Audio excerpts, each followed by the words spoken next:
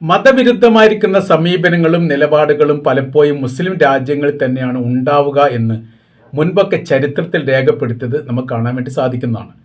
സമാനമായ രീതിയിലുള്ള ഒരു മാറ്റം UAE കൊണ്ടുവന്നിരിക്കുന്നു. വെള്ളിയാഴ്ച ജുമ നമസ്കാരത്തിൻ്റെ സമയത്തിൽ മാറ്റം വരുത്തിയിരിക്കുന്നു. മാത്രമല്ല, വെള്ളിയാഴ്ച ഔദ്യോഗിക അവധിയല്ല എന്ന് പ്രഖ്യാപിക്കുകയും ചെയ്തിരിക്കുന്നു. എന്താണ് അവിടെയൊക്കെ നടന്നുകൊണ്ടിരിക്കുന്ന മാറ്റം? ഇത് എന്തിനെയാണ് അനുവർത്തിക്കുന്നത്? ആരെയാണ് പ്രീണിപ്പിക്കുന്നത്? ആരോടൊപ്പമാണ് ചേർന്ന് നിൽക്കുന്നത് എന്നുള്ളത് നമുക്ക് കൃത്യമായ രീതിയിൽ ചില സംഭവങ്ങളെ വിശദീകരിക്കുന്നതിൻ്റെ അടിസ്ഥാനത്തിൽ മനസ്സിലാക്കാൻ വേണ്ടി പറ്റും. നോക്കാം. UAE പുതിയൊരു പരിഷ്കാരം കൊണ്ടുവന്നിരിക്കുന്നു. ഏകീകൃത മതകാര്യ ഡിപ്പാർട്ട്മെൻറ്റാണ് ഈ പ്രസ്താവന പുറപ്പെടുവിച്ചത്. ശരീഅത്ത് നിയമത്തിൽ മാറ്റം വരുത്താതെ ജുമ നിസ്കാര സമയം ഏകീകരിക്കാൻ വേണ്ടി മതകാര്യ ഡിപ്പാർട്ട്മെൻറ്റ് 4 വർഷമായി പഠനം നടത്തി വരികയാണ്. ഇതിൻ്റെ അടിസ്ഥാനത്തിൽ UAE മന്ത്രാലയം, UAEയിലെ മതകാര്യ മന്ത്രാലയം ഒരു ഔദ്യോഗിക പ്രഖ്യാപനം നടത്തിയിരിക്കുന്നു.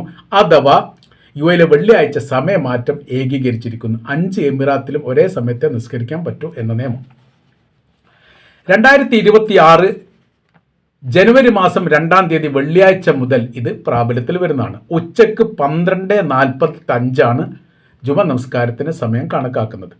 5 എമിറാത്തിലും ഒരേ സമയത്ത് ബാങ്ക് കൊടുത്തോളണം, നിസ്കരിച്ചോളണം, അത് കഴിഞ്ഞിട്ട് പുറത്തിറങ്ങിക്കൊള്ളണം. എന്ന് വെച്ചാൽ അവധിയില്ലല്ലോ, അപ്പോൾ ജോലി ചെയ്യണ്ടേ. അപ്പോൾ ഈ സാമൂഹ്യ കാരണമാണ് സമയമാറ്റത്തിന് നിദാനം എന്ന അഭിപ്രായം അവരുടെ ഭാഗത്ത് പുറത്തു വന്നു. എല്ലാ എമിറേറ്റിലും എല്ലാ പള്ളികളിലും ഒരേ സമയത്ത് നിസ്കാരം ഏകീകരിക്കുക എന്നുള്ളതിൻ്റെ അടിസ്ഥാനത്തിൽ 2022 UAE പ്രാർത്ഥനാ സമയമായ ഒരു ഏകീകരണ സംവിധാനം കൊണ്ടുവന്നിരുന്നു. 1:15 അന്നത്തെ സമയം 2022 കൊണ്ടുവന്നതാണ്. പക്ഷെ പലയിടത്തും ഇത് പാലിക്കപ്പെടാതെ പോയി. ഏകീകൃത സമയ സംവിധാനം ഒരു രൂപത്തിലെത്താതെ പോയി. അതിൻ്റെ അടിസ്ഥാനത്തിലാണ് 2026 ഈ വിഷയം ഔദ്യോഗികപരമായ രീതിയിൽ ഒരു നിയമമായിട്ട് കൊണ്ടുവരാൻ UAE തീരുമാനിച്ചത്. വാരാന്ത്യ അവധി ദിവസത്തെക്കുറിച്ച് പറയുന്നു. വെള്ളിയാഴ്ച അവിടുത്തെ അവധി എന്ന് പറയുന്നത് വെള്ളിയും ശനിയുമായിരുന്നു ആദ്യത്തെ അവധി.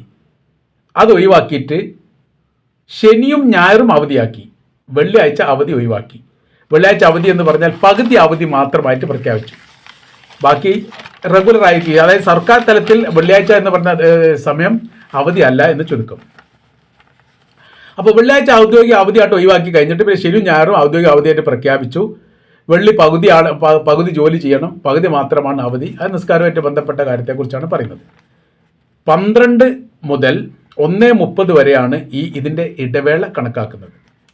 അപ്പോൾ നമുക്ക് പറയുന്നത് ലോകാടിസ്ഥാനത്തിൽ വളരെ പ്രധാനമായിരിക്കുന്ന 3 മതങ്ങളാണുള്ളത്. 1 ഇസ്ലാം മതം, 2 ക്രിസ്തു മതം, 3 ജൂതമതം. വെള്ളി, ശനി, ഞായർ. വെള്ളിയാഴ്ച മുസ്ലിങ്ങളുടേത്, ശനിയാഴ്ച ജൂതന്മാരുടേത്, ഞായറാഴ്ച ക്രിസ്ത്യാനികളുടേത്. അപ്പോൾ ആ രീതിയിലാണ് അവധി കാര്യങ്ങൾ പോകുന്നത്. അപ്പോൾ ജൂതന്മാരുടെ ദിവസം ശനിയാഴ്ച ആണ്. അത് ശബ്ബത്ത് ദിനം ആയിട്ടാണ് ആചരിക്കുന്നത്. എന്താണ് ശബ്ബത്ത് ദിനം? നമ്മൾ നോക്കാം. അവരുടെ വേദഗ്രന്ഥങ്ങളിൽ പറയുന്നത് എങ്ങനെയാണ്? സൃഷ്ടാവ് 6 ദിവസം സൃഷ്ടിപ്പ് നടത്തി. പ്രപഞ്ച സൃഷ്ടിപ്പുമായിട്ട് ബന്ധപ്പെട്ട കാര്യത്തെക്കുറിച്ചാണ് അതിൻ്റെ പരാമർശം. 6 ദിവസം സൃഷ്ടാവ് സൃഷ്ടിപ്പ് നടത്തി. 7-ാം നാൾ സൃഷ്ടാവ് വിശ്രമിച്ചു. ഇരുന്നു എന്നൊക്കെ പറയുന്നുണ്ട്, അല്ലെങ്കിൽ വിശ്രമിച്ചു. ആ വിശ്രമ ദിവസത്തെയാണ് ശബ്ബത്ത് ദിനം എന്ന് ജൂതന്മാർ വിളിക്കുന്നത്. അത് ശനിയാഴ്ചയായിരുന്നു. ശനിയാഴ്ച ശബ്ബത്ത് ദിനമായിട്ട് ദൈവം ഇരുന്ന സൃഷ്ടിപ്പ് നടത്തിയിട്ട് പൂർണ്ണമാക്കപ്പെട്ടതിന് ശേഷം ഇരുന്ന ആ ദിവസത്തെ ശബ്ബത്ത് ദിനമായിട്ട് ജൂതന്മാർ ആചരിക്കുന്നു. അതിൻ്റെ സമയം എന്ന് പറയുന്നത് വെള്ളിയാഴ്ച സൂര്യാസ്തമനം മുതൽ ശനിയാഴ്ച സൂര്യാസ്തമനം വരെ നീണ്ടു നിൽക്കുന്ന പ്രാർത്ഥനയും അവരുടെ ആരാധന കർമ്മവുമായിട്ട് ബന്ധപ്പെട്ട കാര്യമാണ് ചെയ്യുക എന്നുള്ളത് ചുരുക്കം. ഇസ്രായേൽ വെള്ളിയാഴ്ച അവധി ഉണ്ടോ? അതാണ് ഏറ്റവും വലിയ പ്രത്യേകത. അവധി ഉണ്ട്. എപ്പോഴാണ്? ഉച്ച വരെ അവധിയാണ്, അതായത് പകുതി അവധിയാണ്. അപ്പോൾ ആ പകുതി അവധിയാണ് യഥാർത്ഥത്തിൽ എവിടെ വരുന്നത്? UAEയിലും വരുന്നത്. മുസ്ലിം രാജ്യമായിരിക്കുന്ന UAEയിലും മുസ്ലിങ്ങളെ സംബന്ധിച്ചിടത്തോളം അവർക്ക് പകുതി അവധിയാണ്. ലോകത്തിലെ ഏക ജൂതരാജ്യവും എല്ലാ കാലത്തും മുസ്ലിം ശത്രുതാ മനോഭാവം നിലനിൽക്കുന്ന ജൂതരാജ്യത്തും മുസ്ലിങ്ങൾക്ക് ജുമ ദിവസം പകുതി അവധിയാണ്. 2 തുല്യമാണ് ചുരുക്കം. അപ്പോൾ ഇവിടെ സൂര്യോദയ നിർണയ സംവിധാനങ്ങൾ ഇല്ലാതാകും. അപ്പം നിസ്കാരം ബാത്തിലാകുന്നിടത്ത് കാര്യങ്ങളെത്തും. ഈ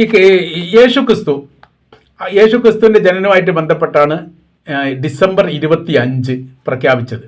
അല്ലേ? അങ്ങനെയാണ് അത് വരുന്നത്. നമ്മൾ ഉപയോഗിക്കുന്ന കലണ്ടർ എന്ന് പറയുന്നത്, ഇംഗ്ലീഷ് കലണ്ടർ എന്ന് പറഞ്ഞാൽ ക്രിസ്ത്യൻ കലണ്ടറാണ്. അത് യേശു ക്രിസ്തുമായിട്ട് ബന്ധപ്പെട്ടതാണ്. അത് AD BC ആയിട്ട് ബന്ധപ്പെട്ട ആ രീതിയിലാണ് അത് ഉണ്ടാക്കപ്പെട്ടത്. 2025 എന്ന് പറഞ്ഞാൽ 2025 വർഷമായി യേശു ക്രിസ്തു ഉയർത്തെഴുന്നേറ്റ് എന്നാണ് അതിൻ്റെ അനുമാനം. അങ്ങനെ ആയിരിക്കും അതിൻ്റെ ഏകദേശം കണക്ക് വരുന്നത്. അപ്പോൾ ഇതിൻ്റെ അടിസ്ഥാനത്തിലാകുന്ന സമയത്ത് അവർ കലണ്ടറിലെ തീയതി മാത്രമാണ് അടിസ്ഥാനം. കാരണം അവരുടെ കലണ്ടറാണ്. മുസ്ലിങ്ങളെ സംബന്ധിച്ചിടത്തോളം അവർ നബിദിനമാണെങ്കിലും ഹിജ്റ വർഷമാണെങ്കിലും ഹിജ്റ ദിനമാണെങ്കിലും പെരുന്നാളാണെങ്കിലും ഒക്കെ അവർക്ക് മാസം കാണും. അതായത് സൂര്യോദയം അസ്തമനവുമായിട്ട് ബന്ധപ്പെട്ട സമയക്രമീകരണമാണ് പൗരാണിക കാലത്ത് തന്നെ, പ്രവാചകരുടെ കാലത്ത് തന്നെ പിന്തുടരുന്നത്. അതുകൊണ്ട് തന്നെ സമയത്തിൽ മാറ്റമുണ്ടാവും, ദിവസത്തിലും മാറ്റം ഉണ്ടാവും. എണ്ണി വരുന്ന ദിവസത്തിൽ, അതായത് കഴിഞ്ഞ വർഷം പെരുന്നാൾ എന്നാണോ അന്നത്തെ ദിവസം തൊട്ടടുത്ത വർഷം പെരുന്നാൾ ആയിക്കോണം. 2 ദിവസം മുന്നോട്ടോ 2 ദിവസം പിറകോട്ടോ വരും. സമയത്തിൽ മാറ്റമുണ്ട്. ഒരു വർഷത്തെ ഇംഗ്ലീഷ് കലണ്ടർ അങ്ങനെ ഫുള്ളായിട്ട് നോക്കുന്ന സമയത്ത്, അറബിക് കലണ്ടർ നോക്കുന്ന സമയത്ത് ഒരു പക്ഷേ 8 ദിവസം 10 ദിവസത്തിൻ്റെ മാറ്റം ഉണ്ടാവും അറബിക് കലണ്ടറും ഇംഗ്ലീഷ് കലണ്ടറുമായിട്ട്. അഥവാ ഈ ഗൾഫിൽ, പ്രത്യേകിച്ച് സൗദി അറേബ്യയിലൊക്കെ ശമ്പളം വാങ്ങുന്ന സമയത്ത് അറബ് കലണ്ടറിൻ്റെ അടിസ്ഥാനത്തിലാണെങ്കിൽ നമുക്ക് 10 ദിവസത്തെ ശമ്പളം അധികം കിട്ടും. ദിവസം വർഷത്തിൽ കുറവുണ്ട് എന്ന് ചുരുക്കം. ഇപ്പോൾ ഇംഗ്ലീഷ് കലണ്ടറിൻ്റെ അടിസ്ഥാനത്തിൽ അങ്ങനെ ആ സമയത്ത് അറബ് ദിവസമായിട്ട് കമ്പയർ ചെയ്യുന്ന സമയത്ത് 10 ദിവസം കൂടുതൽ പണിയെടുക്കണം.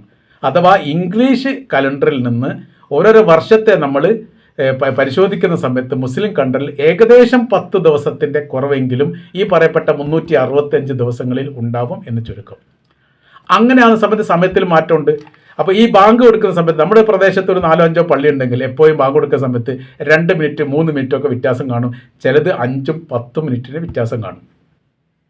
ലോകാടിസ്ഥാനത്തിൽ നമ്മൾ പരിശോധിക്കുന്ന സമയത്ത് പെരുന്നാൾ കാണുമ്പോൾ ലോകത്തെ എല്ലാ സ്ഥലത്തും ഒരു ദിവസമാണോ പെരുന്നാൾ? അല്ല. ഓരോ രാജ്യത്തും ഓരോരോ ദിവസം എന്ന തരത്തിലും, ഗൾഫ് രാജ്യത്തൊക്കെ ഏറെക്കുറെ അങ്ങനെ ആവാറുണ്ട്.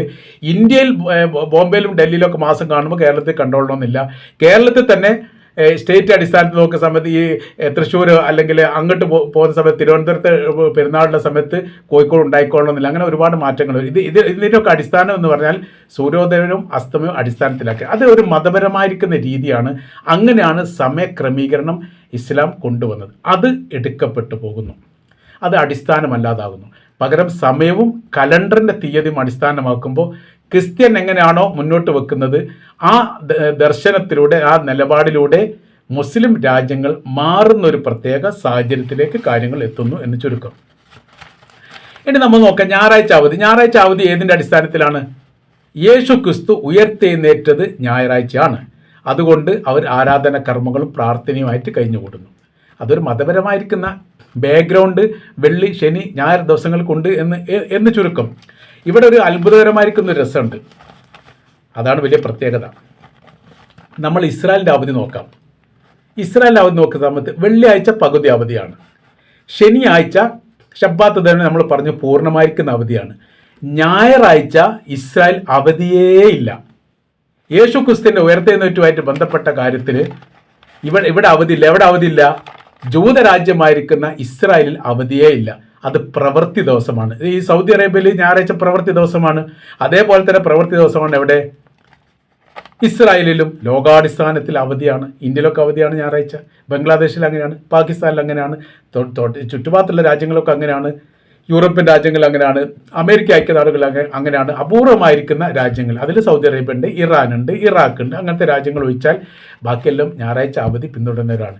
എന്നാൽ ജൂതരാജ്യത്ത് ഞായറാഴ്ച പ്രവൃത്തി ദിനമാണ്. അവർ യേശുക്രിസ്തുവിനൊന്നും അംഗീകരിച്ചിട്ടില്ല. അപ്പോൾ ഇവിടെയുള്ള പ്രത്യേകത എന്താ അറിയോ?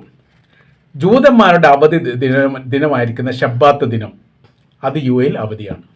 ഞായറാഴ്ച യേശുക്രിസ്തുവിൻ്റെ ഉയർത്തെഴുന്നേറ്റുമായിട്ട് ബന്ധപ്പെട്ട ക്രിസ്ത്യാനികളുടെ അവധി ദിനം അന്ന് UAE അവധിയാണ്. ജുമ നമസ്കാരം എന്ന് പറയുന്ന വളരെ പ്രധാനപ്പെട്ട വിശുദ്ധ ഖുർആൻ കൃത്യതയോടുകൂടി പരാമർശിച്ച അടിസ്ഥാന ഭാഗങ്ങളിൽ വിശ്വാസത്തിൻ്റെ ഏറ്റവും അടിസ്ഥാന ദൃഢതയുള്ള ജുമ നിസ്കാരത്തിന് UAE അവധിയില്ല. ആ UAE അവധി എന്ന് വെച്ചാൽ പകുതി അവധിയാണ് കൊടുക്കുന്നത്. ആ പകുതി അവധി ജൂതരാജ്യമായിരിക്കുന്ന ഇസ്രായേലിന് നൽകുന്നു എന്ന് പറയുമ്പോൾ രണ്ടും കമ്പയർ ചെയ്ത് നമുക്ക് കൂട്ടി വായിക്കേണ്ടതാണ്. അഥവാ പിന്തുടരുന്ന സമയത്ത് അതായത് പടിഞ്ഞാറൻ നയങ്ങളെയും നിലപാടുകളെയും സമീപനത്തെയും പിന്തുടർന്നുകൊണ്ട് വിശ്വാസമായിട്ട് ബന്ധപ്പെട്ടെന്ന് വ്യതിചലിക്കുന്ന ഒരു രീതിയിലേക്ക് എത്തി എന്ന് പറഞ്ഞാൽ അത് മേൽ അത് അവസാനിക്കുമെന്ന് കരുതേണ്ട. തൊട്ടടുത്ത മുസ്ലിം രാജ്യത്തിലേക്ക് അത് ഈ പടർന്ന് പന്തലിക്കാനുള്ള സാധ്യത വളരെ കൂടുതലാണ്. അങ്ങനെയാണ് അത് ഉണ്ടാവാറുള്ളത് എന്ന് ചുരുക്കം. അപ്പോൾ നമ്മൾ ഈ പറഞ്ഞു വരുന്ന കാര്യം, നിസ്സാരവൽക്കരിക്കേണ്ട ഈ കാര്യങ്ങളൊന്നും. പാലസ്തീൻ വിഷയവുമായിട്ട് ബന്ധപ്പെട്ട കാര്യം ഒരു ഏകീകരണവും രൂപീകരണവും പോലെ കൃത്യമായിരിക്കുന്ന നയങ്ങളും നിലപാടും എടുത്തുകൊണ്ട് ഇസ്രായേലിനെതിരെ പ്രതിരോധിക്കാൻ സാധിക്കാത്തതിൻ്റെ കാര്യകാരണങ്ങൾ ഇവിടെയിലൂടെ ഈ പ്രത്യയശാസ്ത്രപരമായ രീതിയിൽ നമുക്ക് തീർച്ചയായിട്ടും കൂട്ടി വായിക്കാൻ സാധിക്കുന്നതാണ് എന്ന് ചുരുക്കം.